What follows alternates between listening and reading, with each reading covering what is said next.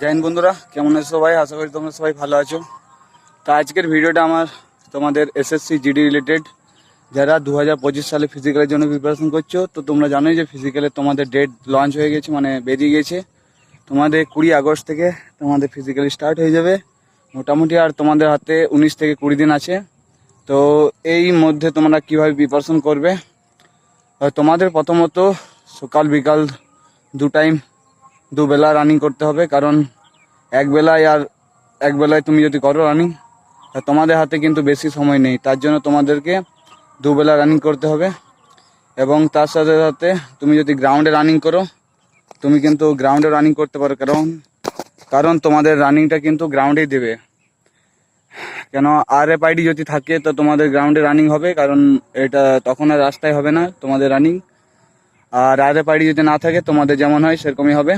তো তোমরা ভালো করে প্রিপারেশন করো। মোটামুটি তোমাদের হাতে আর 19 থেকে 20 দিন আছে। তো এর মধ্যে তোমরা দেখতে পাচ্ছ, সকালবেলা এসেছিলাম আর বিকেলবেলা এই হালত হয়ে গেছে পুরো রানিং করে। এই দেখছো আমার সাইকেলটা, এটা নিয়ে আমি রানিং করতে আসি। আমার গ্রাউন্ডের হালত দেখতে পাচ্ছ, চারিদিকে সবুজে সবুজ হয়ে গেছে। কিন্তু আমি রোডে দৌড়াচ্ছি না, কারণ আমাদের রোডে এখানে অনেক গাড়ি থাকে। তার কারণ আমি এখানে গ্রাউন্ডে রানিং করতে এসেছি মোটামুটি।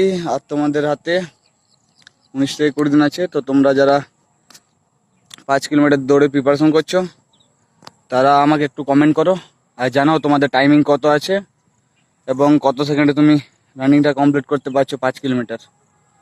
আর যারা 2026-এর জন্য প্রিপারেশন করছো, আমার চ্যানেলটাকে সাবস্ক্রাইব করে রাখো। আমি এখানে তোমাদের সমস্ত রকমের ভিডিও দিয়ে থাকবো, যে তোমরা যাতে সেই ভালো করে তোমরা প্রিপারেশন করতে পারো 2026-এর জন্য। হয়তো অনেকজন এরকম আছে যে 2025-এ তাদের হয়তো কিছু নাম্বারের জন্য তোমরা ফিজিক্যালের জন্য কোয়ালিফাই করোনি এবং ফাইনাল মেরিট লিস্টও হয়তো আসবে না তোমরা। তার জন্য তুমি আমার চ্যানেলটাকে সাবস্ক্রাইব করো। তো এখানে নতুন নতুন ধরনের আপডেট পাবে, যে তুমি কিভাবে প্রিপারেশন করবে এসএসসি জিডির জন্য এবং অন্যান্য যে কোনো পরীক্ষার জন্য, এবং তুমি ফিজিক্যালের প্রিপারেশন কিভাবে করবে। এবং যারা বিএসএফ ট্রেডসম্যানের একটা ভ্যাকেন্সি বেরিয়েছে, যারা যারা ফর্ম ফিল আপ করেনি তারা তাড়াতাড়ির মধ্যে তোমরা ফর্ম ফিল আপ করে নাও।